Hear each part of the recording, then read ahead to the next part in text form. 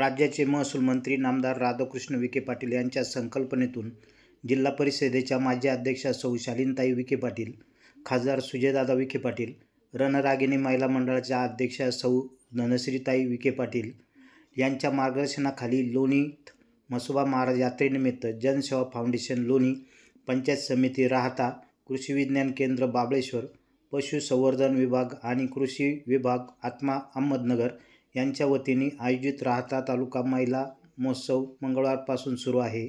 खासदार सुजयदादा विखे पाटील यांनी या विविध स्टॉलला गुरुवारी भेट देऊन पाहणी करून बचत गटाच्या महिलांशी चर्चा केली आहे.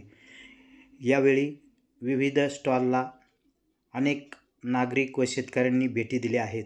प्रवरा न्यूजसाठी पत्रकार विजय बोडखे, प्रवरा परिसर.